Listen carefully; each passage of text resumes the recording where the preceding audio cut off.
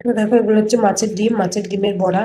এটাই তোমাদের সাথে আজকে আমি শেয়ার করব, পুরো ভিডিওটা দেখো। তো এটা মাছের ডিম আর এই পেঁয়াজ কুচি এগুলো দিয়ে বেসন দিয়ে মাছের ডিমের বড়া করব। তো পুরো ভিডিওটা দেখো। তো দেখো, অল্প পরিমাণে বেসন নিয়েছি, মাছের ডিমটাও নিয়ে নিলাম। এবার নিব লঙ্কা কুচি, আর এখানে আদা আর রসুন কুচি, আর পেঁয়াজ কুচিতে আগে থেকে লবণ দিয়ে রেখেছিলাম।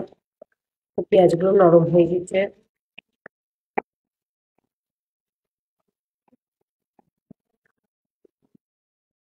আর দিলাম লবণ, আর দিয়ে নেবো হলুদ, আর সামান্য একটু জল দিয়ে নেবো। এবার ওটা ভালো করে মেখে নেব। তো দেখো, আমার মাখানো হয়ে গেছে, কড়াইয়ে তেলও দেওয়া হয়ে গেছে। এবার আস্তে আস্তে বেসনের বড়াগুলো, মাছের ডিমের বড়াগুলো দিয়ে দেবো।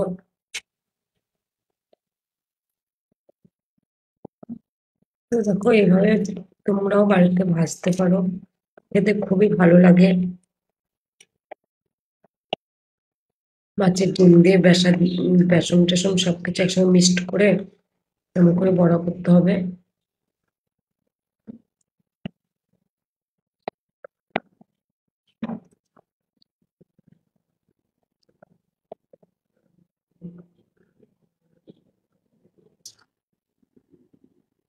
তো দেখো, মাছের ডিমের বড়াগুলো হয়ে গেছে, খেতে কিন্তু খুবই ভালো লাগে।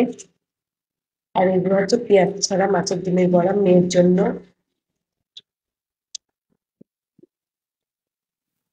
আর এখানটায় মাছ ভাজা আর বকফুলের বড়া করেছি কটা।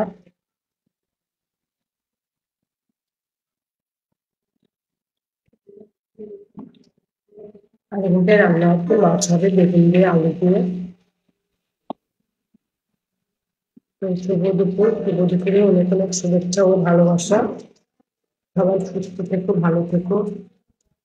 তোমাদের ভালোবাসায় আমিও খুব খুব ভালো আছি। আর আমার ভিডিওগুলো তোমাদের কেমন লাগে অবশ্যই তোমরা কমেন্ট করে জানাবা। তোমাদের কমেন্ট গুলো পড়তে আমার খুবই ভালো লাগে।